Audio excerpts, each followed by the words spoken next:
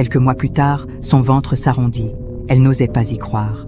7 années de larmes s'effacèrent en un instant. La naissance de l'enfant fut accueillie comme un miracle. Pascal, fier comme jamais, paradait avec son fils dans les bras, comme pour montrer au monde que la honte de leur maison était enfin levée. Quelques semaines plus tard, Mireille et Pascal présenta leur fils à l'église pour la bénédiction. Ils s'avancèrent jusqu'à l'autel, le bébé emmailloté contre Mireille. Le pasteur posa une main sur le front de l'enfant et pria à haute voix. « Seigneur, nous te rendons grâce pour ce don précieux. Protège-le, qu'il grandisse dans la lumière et dans la vérité. » La congrégation répondit par des « Amen » fervents. Mireille murmurait, elle aussi, des prières, mais au fond de son cœur, une voix glaciale lui rappelait « Tu sais bien d'où il vient ». Elle, seule, connaissait l'autre vérité. Quelques semaines après l'accouchement, Mireille retourna voir le féticheur pour les remerciements.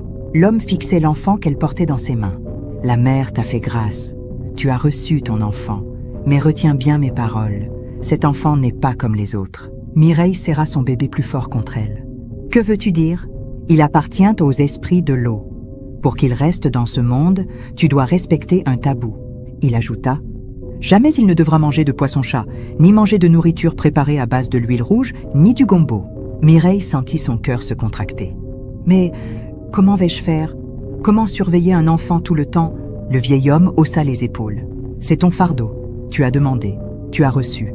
Maintenant, tu dois garder. » À la maison, elle en parla à Pascal. « Le féticheur a dit que notre fils ne devra jamais manger de silure, ou l'huile rouge ou du gombo. » Le visage de Pascal resta calme. « Ce n'est pas grand-chose, Mireille.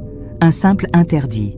Nous suivrons ce qu'il a dit, et tout ira bien. » Mireille le regarda, lui semblait soulagée, presque rassurée, comme si l'affaire était close.